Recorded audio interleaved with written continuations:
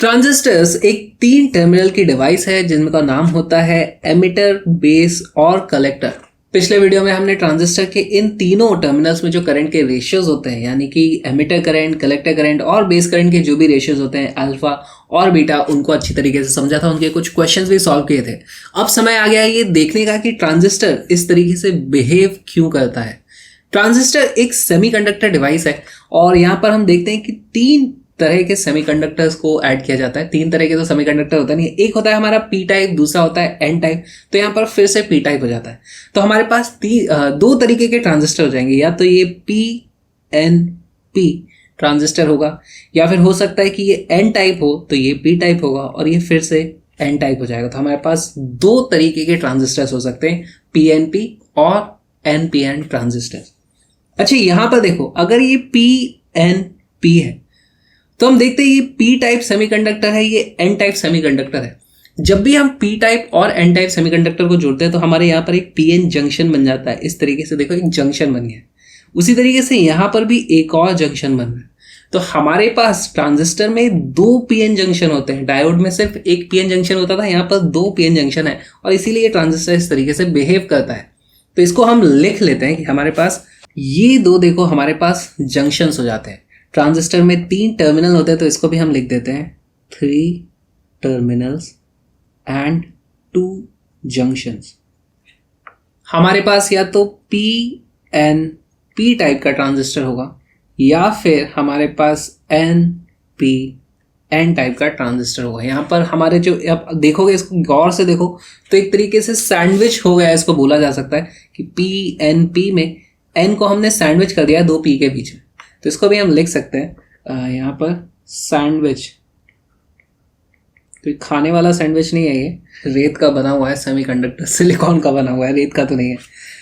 Okay, diodes में हमने देखा था कि हमारे पास पीएन जंक्शन होता है, उसका हम इस तरीके से एक सिंबल बनाते हैं, क्योंकि सर्किट में हर बार ऐसे तो हम बनाएंगे नहीं और इसमें पता भी नहीं चल रहा कौन सा एमीटर है कौन सा कलेक्टर है। तो ट्रांजिस्टर का भी हमें कुछ सिंबल बनाना पड़ेगा। इसमें 3 टर्मिनल है, 1 2 और 3। तो हमारे को कुछ 3 टर्मिनल वाला सिंबल बनाना है। वो सिंबल बनाने की बहुत आसान है। देखो, ट्रांजिस्टर का सिंबल बनाने के लिए पहले हम इस तरीके से गोला बनाते हैं, फिर इसमें 3 टर्मिनल्स ऐड कर देते हैं, 1 2 3। ये वाला एक प्लेट से इस तरीके से जुड़ा होगा और यहाँ पर ऐसे, ये गलत बन गया, यहाँ पर थोड़ा गैप होता है, इस तरीके से हमारा ट्रांजिस्टर का सिंबल बन जाता है। इसमें हमें देखकर ही पता चलता है, देखो ये जो बेस है ना, बेस तो बीच वाला होता है, तो ये बीच वाला हमारा बेस है जो कि इस तरीके से प्लेट से जुड़ा हुआ है। तो इसको हम बोल देंगे बेस, BASE। अब इसमें पता कैसे चलेगा कि एमीटर कौन सा है? ये भी एमीटर हो सकता है, ये भी एमीटर हो सकता है। उसको पलट के लगा दोगे तो आप ये वाला एमीटर हो जाएगा, है ना। तो एमीटर को आइडेंटिफाई करने के लिए हम एमीटर वाले ये जो कनेक्शन है उसमें एक एरो बना देते हैं। तो या तो हमारे पास इस तरीके से एरो होगा या फिर दूसरा एक इस तरीके से। हमारे पास मान लो ट्रांजिस्टर है, यहाँ पर ये है हमारा बेस B और यहाँ पर ऊपर की तरफ एरो होगा। तो जिसमें भी एरो होता है, एरो वाला हो जाता है हमारा एमिटर। Emitter has arrow. इन दोनों ही सिंबल को देख करके हम बड़ी आसानी से बता सकते हैं कि ये बीच वाला तो बेस था, क्योंकि यहाँ पर एरो लगा हुआ है तो ये दोनों ही साइड हमारी एमिटर होने वाली है। तो इसे हम लिख भी देंगे, this is emitter, this is emitter. और बचा क्या हमारा C, यानी कलेक्टर यहाँ पर बच गया। लेकिन अब भी एक सवाल उठता है कि हमारे पास 2 तरीके के जो ट्रांजिस्टर होते हैं, या तो PNP या NPN, तो इनमें से कौन सा वाला कौन सा है? इसे समझने का एक बहुत ही आसान तरीका है कि हमारा जो करंट होता है, करंट P टाइप से N टाइप में जाता है। क्या इसमें हम देख के बता सकते हैं कि करंट किधर फ्लो हो रहा है? तो ये जो एरो का डायरेक्शन है वही करंट का डायरेक्शन होता है। अब यहां पर देखो, इस साइड में डायरेक्शन है, यानी कि ये P होगा, ये N होगा, तो अपने आप ये भी P हो जाता है। अगर हम यहाँ पे देखें तो यहाँ पर इस साइड में हमारा डायरेक्शन है करंट का, यानी कि ये P होगा, ये N होगा, तो ये भी N हो जाता है। तो हमारे पास बहुत ही सिंपली हम यहाँ पे लिख सकते हैं, ये है हमारा PNP टाइप का ट्रांजिस्टर, ये है हमारा NPN टाइप का ट्रांजिस्टर। एमिटर में एरो होता है तो ये हमारा एमिटर है, और पी टाइप से एन टाइप में हमारा करंट का डायरेक्शन होता है एमिटर में। तो हम अब इसके कुछ क्वेश्चंस को सॉल्व करते हैं। यहाँ पर हमारे पास कुछ ट्रांजिस्टर्स के सर्किट डायग्राम है।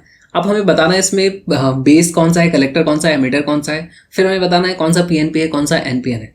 तो देखो सबसे पहले तो जहां पर भी इस तरीके से प्लेट होगी, ये प्लेट वाला हमारा हो जाता है बेस। तो इसके आगे हम लिख देंगे ये है बेस, ये है बेस, ये है बेस, और ये वाला बेस है।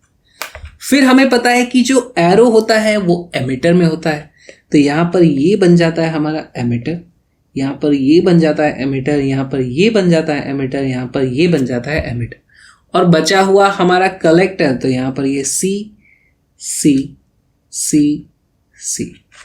हमने एमिटर, बेस और कलेक्टर तो बड़ी आसानी से बता दिया। अब देखना है कि ये पीएनपी टाइप है या एनपीएन टाइप है।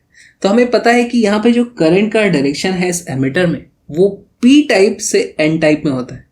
तो यहाँ पर एन है, यहाँ पर पी है, तो यहाँ फिर से पी नहीं हो सकता, तो यहाँ पर एन हो जाएगा। हमारे पास ट्रांजिस्टर देखो एन पी एन टाइप का ट्रांजिस्टर है, तो ये है एन पी एन। इस वाले में देखो यहाँ से यहाँ पर इस डायरेक्शन में करंट का फ्लो है, यानी ये पी रहा होगा, ये एन रहा होगा, तो ये फिर से पी हो जाएगा। तो हमारे पास ट्रांजिस्टर आ जाता है पी एन पी। यहाँ पर ये है हमारा पी एन पी, तो फिर से आ जाएगा ये पी एन पी। और इस वाले में देखो यहाँ से एन ये पी होगा, यहाँ से एन की तरफ जा रहा है, तो यहाँ पर फिर से एन हो जाएगा, ये हो जाएगा N P N, N P N. इस तरीके से हम ट्रांजिस्टर्स को पता लगाते हैं, उनके सर्किट डायग्राम में सिंबल्स बनाते हैं। अब देखते हैं ट्रांजिस्टर काम कैसे करता है। हमने ट्रांजिस्टर्स के रेशियो के बारे में पढ़ा था कि हमारे पास होता है I C divided by I B is equal to beta. तो हम यहाँ से लिख सकते हैं कि जो कलेक्टर का करंट होता है वो बीटा टाइम्स बेस करंट के बराबर होता है। अब देखो बेस करंट अगर 1 मिली एम्पियर होगा तो यहाँ पर अगर बीटा की वैल्यू 50 है तो यहाँ पे 50 मिली एम्पियर करंट आए। पर खास बात यह है कि ये बेस करंट डिसाइड करता है कि कलेक्टर करंट कितना होगा। उल्टा नहीं होता है, ऐसा नहीं होता कि कलेक्टर करंट अपने आप था उसके हिसाब से बेस करंट आता है। डिसाइड बेस करंट करता है। कैसे, इसको समझते हैं। मान लो हमने बेस करंट को यहाँ पर सर्किट से ही उड़ा रखा है, यहाँ पे देखो सर्किट को हमने काट दिया है, तो अब आई बी को 0 होना ही पड़ेगा, बेस में कोई करंट हो ही नहीं सकता है ना। यहाँ पर भी देखो हमने काट दिया इसको, तो बेस में करंट 0 हो जाएगा। अब ये क्या हुआ, देखो हमारे पास इस तरीके से कुछ बैटरी लगी हुई है, यहाँ पर पी टाइप है, यहाँ पर एन है, यहाँ पर फिर से पी है। तो क्या हम इसको ऐसा समझ सकते हैं, हमारे पास यहाँ पर एक पी एन टाइप का वो लगा हुआ है डायोड, और फिर यहाँ पर हमारे पास एक एनपी टाइप का डायोड लगा हुआ है। तो अगर हम इसका सर्किट डायग्राम बनाना चाहें तो देखो कुछ ऐसा हो जाएगा।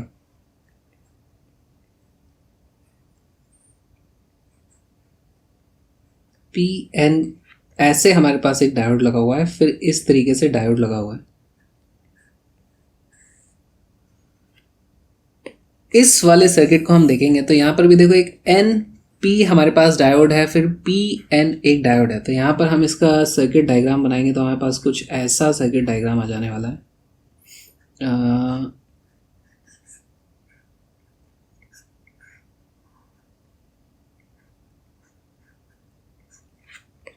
आइडियल केस में हम देखते हैं कि ये जो दो डायोड जैसी हमें चीज़ें दिख रही है ना, इनमें से एक हमेशा रिवर्स बायस है। अगर ये वाला फॉरवर्ड बायस है यहाँ पर तो ये वाला रिवर्स बायस हो जाएगा। अगर हम इसको फॉरवर्ड बायस करेंगे तो ये रिवर्स बायस हो जाएगा। और रिवर्स बायस में आइडियल केस में डायोड में करंट 0 होता है। तो अगर IB की वैल्यू 0 है तो इनमें अपने आप कोई करंट फ्लो नहीं हो सकता। ये समझना सबसे ज़्यादा ज़रूरी है।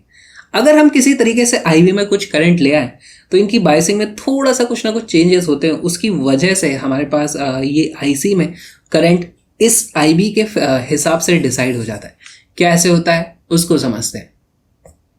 देखो ट्रांजिस्टर एक कॉम्प्लिकेटेड डिवाइस है। ये रजिस्टर की तरह नहीं होता है कि रजिस्टर तो हमारा कहीं पे भी हम लगा देते हैं, पोलैरिटी चेक नहीं करते, उल्टा सीधा कहीं पे भी लगा दो रजिस्टर काम कर जाता है। लेकिन ट्रांजिस्टर को लगाते समय हमें ध्यान रखना पड़ता है कि इसमें जो दो जंक्शन है उसमें एक फॉरवर्ड बायस होगा, एक रिवर्स बायस होगा। तो हमें अधिकतर टाइम पे 2 बार बैटरीज लगानी पड़ती है, एक सिंगल बैटरी से भी काम नहीं चलता है। साथ में ये भी देखना पड़ता है कौन सा वाला फॉरवर्ड बायस है, कौन सा वाला रिवर्स बायस है। फॉरवर्ड बायस में हो जाएगा तो इनफाइनाइट करंट ना हो जाए, इसलिए हमें यहाँ पे एक प्रोटेक्शन में रेजिस्टेंस भी लगाना पड़ता है कि वो रेजिस्टेंस करंट को थोड़ा कंट्रोल करके रखेगा। इसी तरीके से यहाँ भी हम रेजिस्टेंस लगाते हैं। कुछ और चीज़ें भी सेफ्टी के लिए होती है। हमें सारी चीज़ें अभी डिटेल में जानने की ज़रूरत नहीं है। पहले हम समझते हैं कि करंट किस तरीके से फ्लो होता है। देखो यहाँ पर हमारे पास ये है एमिटर, ये है बेस, ये है कलेक्टर। यहाँ पर हम इनको इस तरीके से इसकी पोलैरिटी सेट की जाती है कि हमारा एमिटर बेस जंक्शन यानी कि ये वाला emitter base junction forward bias में होना चाहिए। फॉरवर्ड बायस में होगा तो क्या होगा, यहाँ पर हम थोड़ा सा भी पोटेंशियल डिफरेंस लगाएंगे तो हमारे पास इस लूप में करंट बड़ी आसानी से आ जाएगा। ये फॉरवर्ड बायस में है तो ये बड़ी आसानी से करंट फ्लो हो जाएगा। आप इसको ऐसे समझो, यहाँ पर कोई रेजिस्टेंस ही नहीं होगा, बड़े आराम से करंट फ्लो हो जाएगा। फिर हमारा ये जो एनपी वाला जो जंक्शन है उसको हम रिवर्स बायस में रखते हैं। रिवर्स बायस में कैसे होगा, देखो ये हमारी पी टाइप है, ये एन टाइप है। पी टाइप को अगर हम बैटरी के नेगेटिव टर्मिनल से जोड़ देते हैं और ये पॉजिटिव टर्मिनल से हमने बीच वाले को जोड़ दिया है तो ये रिवर्स बायस है, यानी यहाँ पर करंट ऐसे फ्लो नहीं हो सकता।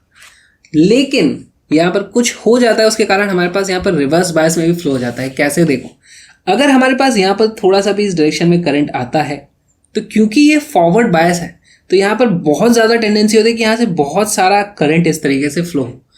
अगर हम इस पर्टिकुलर सेमीकंडक्टर की बात करें तो ये पी टाइप सेमीकंडक्टर है। यहाँ पर बहुत सारे मेजॉरिटी चार्ज कैरियर्स होंगे जो कि होल्स होंगे। अब ये सभी होल्स हमने यहाँ पर पोलैरिटी ऐसी डाली है कि फॉरवर्ड बायस हो गया। जैसे ही फॉरवर्ड बायस हो गया तो ये सभी होल्स इस तरफ आना चाहेंगे और यहाँ पर आएंगे। इस रीजन को काफ़ी ज़्यादा हैविली डोप रखा जाता है क्योंकि ताकि यहाँ पर बहुत ज़्यादा हमारे पास मेजॉरिटी चार्ज कैरियर्स हों। काफ़ी सारे होल्स हैं, सभी इधर जाएंगे। लेकिन यहाँ पर हम ट्रिक खेल जाते हैं, यहाँ पर हम बेस को बहुत ही पतला बनाते हैं और उसकी डोपिंग भी बहुत कम रखते हैं। तो यहाँ पर एन टाइप के बहुत ही कम चार्ज कैरियर्स हैं, तो यहाँ पर बहुत ही कम रिकॉम्बिनेशन होगा और हमारे पास इस तरह बहुत ही कम करंट आता है। लेकिन अब इतने सारे होल्स इधर तो जा रहे थे तो ये वाला हमारे पास देखो अब ये रिवर्स बायस में जंक्शन है। यहाँ पर ये रिवर्स बायस में हमारे पास जंक्शन है तो यहाँ पर इस डायरेक्शन में एक बहुत सारा इलेक्ट्रिक फील्ड होगा। अगर यहाँ से होल्स इधर गए, होल्स को तो लग रहा था हम इस तरफ लूप कंप्लीट करके करंट पूरा कर देंगे, लेकिन यहाँ पर इतना स्ट्रांग इलेक्ट्रिक फील्ड होता है और यहाँ पर इतनी कम डोपिंग होती है कि बहुत कम रिकॉम्बिनेशन हो पाता है और मेजॉरिटी यहाँ से जितने गए थे उनको सबको इस तरफ निकलना पड़ता है। तो वहीं से हमारा वो रेशियो आता है। मान लो यहाँ से 100 होल्स इस तरफ को निकले थे, चाहते तो सब थे बेस में जाना, लेकिन वो पॉसिबल नहीं हो पाया। सिर्फ यहाँ पर 5 ही पर बचे हुए 95 को इधर आना पड़ेगा। और इस पर्टिकुलर केस में हम देखते हैं बीटा की वैल्यू हो जाएगी collector current divided by base current, यानी कि 95 डिवाइडेड बाई 5, उसकी जो भी वैल्यू है वो आ जाएगी, यानी कि 19 आ रहा है यहाँ पे तो शायद। तो इस तरीके से हमारा ट्रांजिस्टर काम करता है। सेम चीज़ यहाँ पर हमारे एनपीएन ट्रांजिस्टर में भी हो जाती है। यहाँ पर होल्स हमारे मेजॉरिटी चार्ज कैरियर्स थे, यहाँ पर इलेक्ट्रॉन्स हमारे मेजॉरिटी चार्ज कैरियर्स हो जाएंगे। देखो यहाँ पर ये एन टाइप सेमीकंडक्टर है, इसमें बहुत सारे इलेक्ट्रॉन्स होंगे। हमारा ये वाला जो लूप होता है इसको हम रखते हैं फॉरवर्ड बायस में। फॉरवर्ड बायस में क्या होगा, ये जो एन टाइप सेमीकंडक्टर है इसको हम बैटरी के नेगेटिव टर्मिनल से कनेक्ट करेंगे, पी टाइप को बैटरी के पॉजिटिव टर्मिनल से कनेक्ट करेंगे। देखो ये हमारा फॉरवर्ड बायस हो गया, इसमें इस डायरेक्शन में करंट होगा इस डायरेक्शन में, लेकिन मेजॉरिटी चार्ज कैरियर्स यहाँ एमिटर से निकलते हैं बेस की तरफ। वो जाना तो चाहेंगे इधर, लेकिन अगेन बेस की डोपिंग हमने बहुत ही कम कर रखी है, तो बहुत ही कम रिकम्बाइन होकर इस तरीके से इलेक्ट्रॉन इधर आ पाएंगे और बचे हुए अधिकतर इस तरफ निकल जाते हैं। तो यहाँ पर फिर से वही चीज़ हो जाती है। मान लो 100 इलेक्ट्रॉन्स इस तरफ जाना चाहते थे, 100 जाना चाहते थे इस तरफ, लेकिन यहाँ पर निकल के सिर्फ आ पाएंगे 5। हमारे बचे हुए 95 को इस तरफ आना ही पड़ेगा। क्यों? क्योंकि ये जो सेकंड जंक्शन है वो रिवर्स बायस में है। यहाँ पर बहुत ही स्ट्रांग इस तरीके से इलेक्ट्रिक फील्ड होगा, इलेक्ट्रॉन्स पे इस डायरेक्शन में फोर्स लग जाएगा, इलेक्ट्रॉन्स इस तरफ खींचे चले आएंगे। इस तरीके से हमारा पीएन जंक्शन, ये एनपीएन पीएनपी ये काम करते हैं। इसकी कुछ प्रॉपर्टीज होती हैं, उनको हम लिख लेते हैं कि ये जो अभी हमने वर्किंग पढ़ी थी उसको हम बोलते हैं एक्टिव रीजन में। ट्रांजिस्टर जब एक्टिव रीजन में तो क्या होता है, इसको लिखते हैं फॉर एक्टिव रीजन। सबसे पहली चीज जो हमको लिखनी है वो ये कि हमारा ये जो एमिटर बेस जंक्शन है वो होता है फॉरवर्ड बायस। ठीक है, तो emitter base junction is in forward bias. Emitter की और एक प्रॉपर्टी हमने देखा था कि अगर ये पीएनपी है तो यहाँ से मेजॉरिटी चार्ज कैरियर्स को वो फेंकता है दूसरी तरफ, है ना, बेस की तरफ फेंक देता है, तो इसीलिए उसका नाम एमिटर है, क्योंकि वो एमिट करता है। क्या चीज एमिट करता है emitter? Emitter majority charge carriers को एमिट करता है। देखो यहाँ पर वो होल्स को इस तरफ एमिट कर रहा था, यहाँ पर इलेक्ट्रॉन्स को इस तरफ एमिट कर रहा था, क्योंकि इसमें एन टाइप में इलेक्ट्रॉन्स ही मेजॉरिटी चार्ज कैरियर्स होते हैं। तो हम लिख देंगे कि emitter emits majority charge carriers, या फिर उसी को लिखने का एक और तरीका हो जाएगा, majority carriers from emitter enter base. हमारे एमिटर में से निकलकर बेस में एंटर होते हैं। अब क्या होगा यहाँ पर, फिर थोड़े से यहाँ पर हमारे पास जो बेस है काफ़ी लाइटली डोप्ड है, तो यहाँ पर थोड़े से चार्ज कैरियर्स होंगे ऑपोजिट टाइप वाले, तो यहाँ पर थोड़ा सा रिकॉम्बिनेशन हो जाएगा, थोड़ा सा हमारे पास बेस करंट आ जाएगा। इसको भी हम लिख देते हैं some recombination in the thin and lightly doped base. ये बहुत ही पतला इसे बनाया जाता है ताकि ज़्यादा रिकॉम्बिनेशन ना हो जाए, नहीं तो हमारा बेस करंट बढ़ जाएगा, तो बहुत ही पतला उसे रखा जाता है। इसको भी लिख लेते हैं some recombination in the lightly doped base, उसी से हमें मिलता है IB। अब क्या होगा, यहाँ पर बहुत सारे मेजॉरिटी कैरियर्स तो आ गए इधर, लेकिन यहाँ पर जो इलेक्ट्रिक फील्ड है, इलेक्ट्रिक फील्ड के कारण अब वो दूसरी तरफ कलेक्टर में खींचे चले जाएंगे।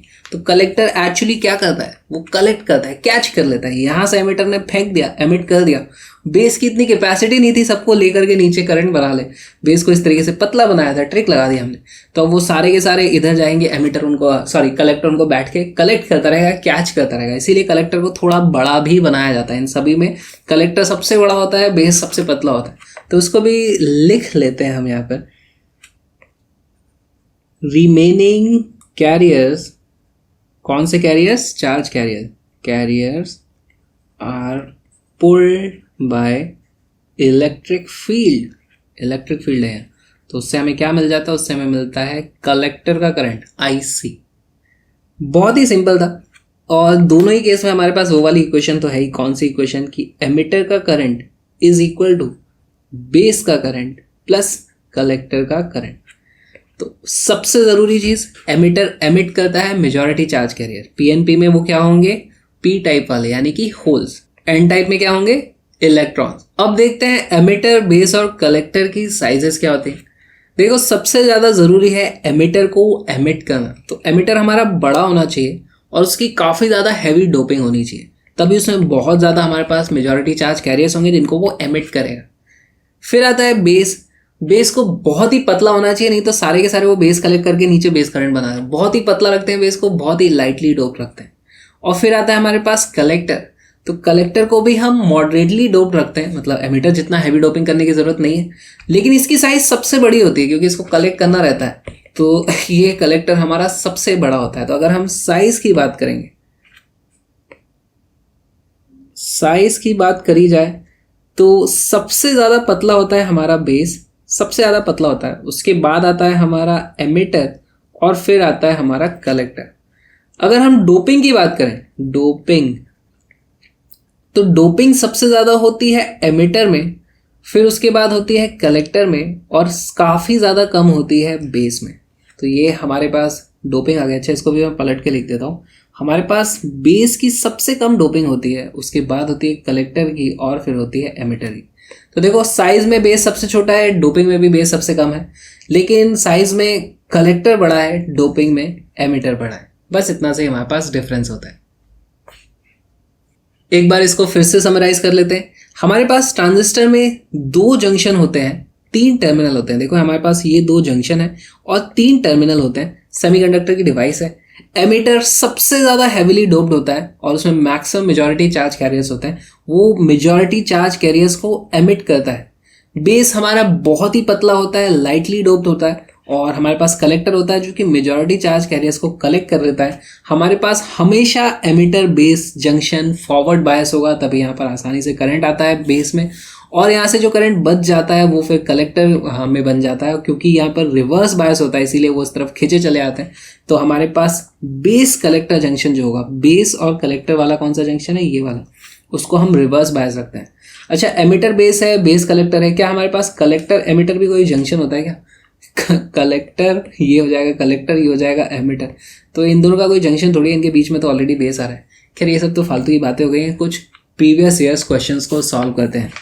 हमारे पास the part of the transistor which is heavily dope to produce large number of majority carriers is, हमने अभी देखा था कि वो होता है हमारा emitter.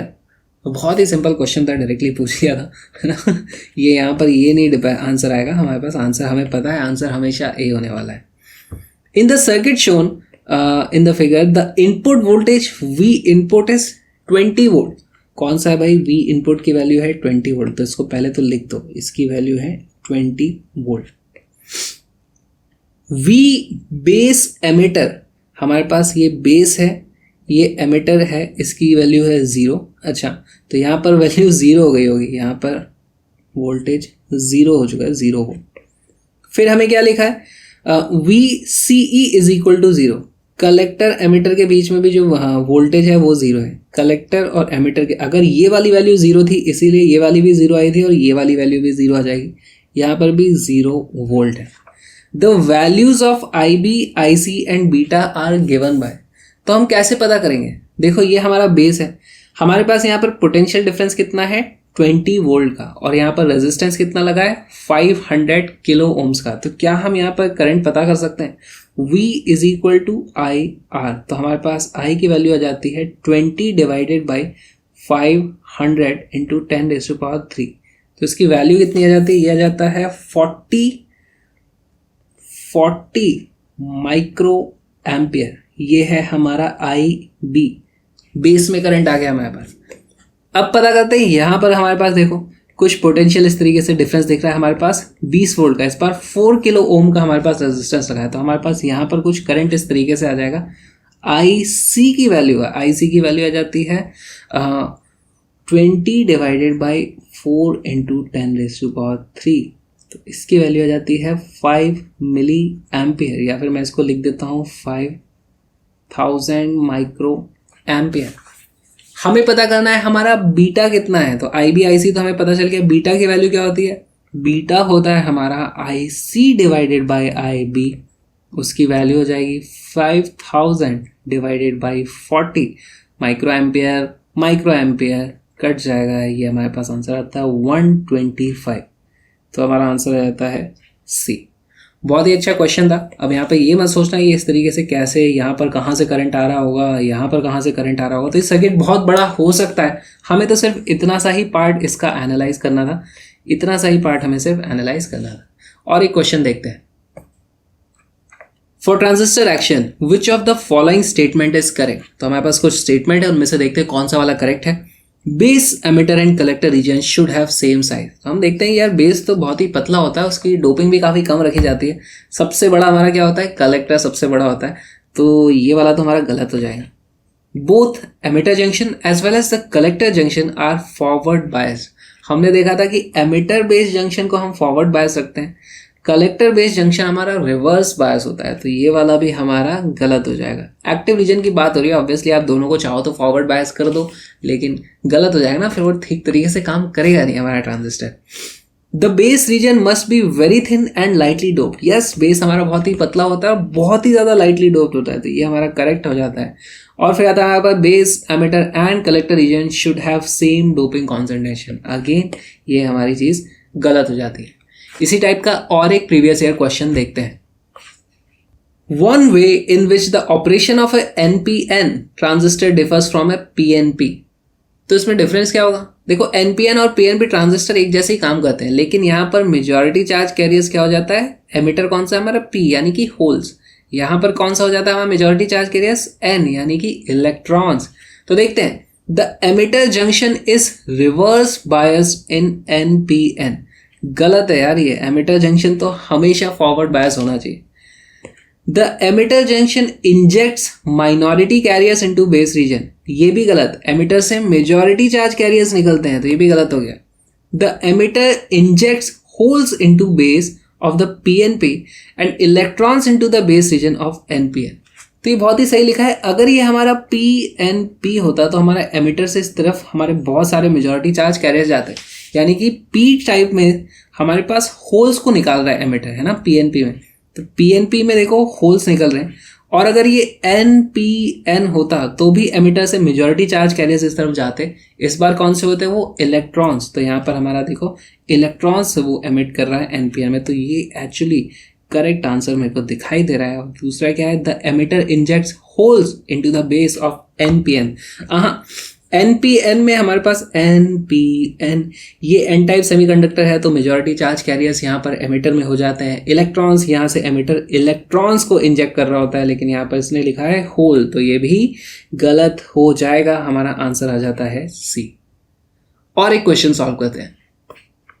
N NPN transistor conducts when, देखो ऑप्शन क्या है? Both collector and emitter are negative with respect to the base. अच्छा, अगर मैं बेस की वैल्यू 0 कर दूं, है ना, बेस की वैल्यू मैंने 0 कर दी है यहाँ पर, तो यहाँ पर अगर ये नेगेटिव हो जाएगा तो ये है हमारा NPN। NPN में ये नेगेटिव हो जाएगा, ये हमारा 0 है, यानी कि ये वाला जो एमिटर बेस जंक्शन है ये हमारा फॉरवर्ड बायस हो जाएगा, है ना। ये N टाइप थी, ये P टाइप थी, तो इसको हमें फॉरवर्ड बायस करना है, तो यहाँ पर इसका वोल्टेज 0 से कम होना चाहिए। ये हमारा 0 था, इसको नेगेटिव कर देंगे, तो ये वाला तो करेक्ट है। लेकिन फिर ये वाला रिवर्स बायस होना चाहिए था, तो यहाँ पर ये वाला फॉरवर्ड बायस हो जा रहा है, तो ये हमारा गलत आ जाता है। हमारे पास एक फॉरवर्ड बायस होता है, एक रिवर्स बायस होता है, तो आप ऐसा नहीं कर सकते। Both collector and emitter are positive with respect to the base. Again इसमें फिर गड़बड़ हो जाएगी। अगर हमने इसको फॉरवर्ड कर दिया, यहाँ पर इसे हमने 0 कर दिया और इन दोनों को पॉजिटिव मान लो +2 वोल्टेज दे दिया, तो ये दोनों ही जंक्शंस दोनों रिवर्स बायस हो गए। हमारे दोनों रिवर्स बायस भी नहीं होने चाहिए, तो ये भी गलत हो जाता है। फिर तीसरा ऑप्शन क्या है? Collector is positive and emitter is negative with respect to the base. तो अगर हमारे बेस को, चलो यार मान लो इसे हमने 0 कर ही दिया, अगर इसे 0 कर दिया, अगर इसे हमें एक्टिव रीजन में काम कराना है, तो हमारा एमिटर बेस जंक्शन यानी कि ये वाला, इसको फॉरवर्ड बायस होना पड़ेगा। फॉरवर्ड बायस होने के लिए देखो, अगर हम सिर्फ इतने से पार्ट को कंसिडर करें तो ये P टाइप है, ये N टाइप है। इस जंक्शन को फॉरवर्ड बायस करने के लिए हमें N टाइप पे negative terminal of battery add करना होता है। तो यहाँ पे आप ऐसे समझो कि इसका वोल्ट मैंने -5 वोल्ट इसका पोटेंशियल दे दिया है। हमें अगर इसको फंक्शन करना है तो बेस कलेक्टर वोल्टेज हमारा ये जो जंक्शन है वो रिवर्स बायस होना चाहिए। इसको रिवर्स बायस हम कैसे कर सकते हैं? इसको रिवर्स बायस करने के लिए ये देखो, ये P टाइप है, ये N टाइप है। तो N टाइप को अगर आप पॉजिटिव टर्मिनल से जोड़ दोगे तो वो रिवर्स बायस हो जाता है। तो इसको मान लो मैंने कर दिया +5, तो हमारा इस तरीके से काम होने वाला है। तो देखो ऑप्शन क्या है? Collector is positive and emitter is negative. Yes, collector is positive, emitter is negative, ये इस तरीके से काम करेगा। And collector is positive and emitter is at the same potential as the base. तो यानी कि यहाँ पर क्या बोल रहे हैं कि ये ऐसे 0 ही है, तो वो भी काम नहीं करेगा, ये फिर फॉरवर्ड बायस नहीं होगा, ये भी आंसर नहीं होगा। हमारा आंसर आ जाता है C। इतना आसान है सेमीकंडक्टर के क्वेश्चंस को सॉल्व करना। मेरे साथ फिजिक्स लाइव पढ़ने के लिए आ जाओ बॉम फिजिक्स पर। बॉम फिजिक्स पर हम सारी की सारी क्लासेस फ्री होती है और सभी क्लासेस को एक्सेस करने के लिए आप मुझे अनअकैडमी लर्निंग ऐप पे मुझे फॉलो कर सकते हो। मेरा लिंक डिस्क्रिप्शन में है, या फिर आप इस URL पे जाकर के मेरी सारी क्लासेस को लाइन से देख सकते हो। ये क्लासेस होती है अनअकैडमी प्लेटफॉर्म पे, जो इंडिया का बेस्ट प्लेटफॉर्म है किसी भी कॉम्पिटिटिव एग्जाम की तैयारी करने के लिए। चाहे आप IIT JEE NEET CBSE foundation किसी की भी तैयारी कर रहे हो, अनअकैडमी प्लस सब्सक्रिप्शन के बहुत सारे फायदे हैं। वहाँ पे बहुत सारे नए नए कोर्सेज हर महीने लॉन्च होते हैं। वहाँ पे डेली लाइव क्लासेस होती हैं, इंडिया के टॉप एजुकेटर्स वहाँ पे पढ़ाते हैं, बहुत सारे टेस्ट और क्विज होते हैं और आप अपने डाउट्स भी वहाँ पर पूछ सकते हो। साथ में मिलता है आपको आइकॉनिक सब्सक्रिप्शन, जिसमें आपको एक पर्सनलाइज मेंटरशिप मिलती है, जो आपको गाइड करते हैं कि किस तरीके से पढ़ना है, आपके टेस्ट को एनालाइज करते हैं। तो आप प्लस ये आइकॉनिक सब्सक्रिप्शन लेके अपनी एग्जाम प्रिपरेशन को एक लेवल अप कर सकते हो। मेरा कोड विक्रांत यूज़ करने से आपको प्लस और आइकॉनिक मेंबरशिप दोनों में ही मिलता है डिस्काउंट। तो मेरा कोड विक्रांत यूज़ करो, आज ही अपना सब्सक्रिप्शन लो और आप अपना एक फ्री प्लान भी अनलॉक कर सकते हो मेरा ही कोड विक्रांत यूज़ करके। तो अपना फ्री प्लान तो कम से कम आज अनलॉक कर ही लो। अनअकैडमी लर्निंग ऐप डाउनलोड करो और मुझे वहाँ पर फॉलो करो। अपना फ्री प्लान अनलॉक करो विक्रांत से और अपनी कॉम्पिटिटिव एग्जाम की प्रिपरेशन को एज देने के लिए आ जाओ प्लस सब्सक्रिप्शन।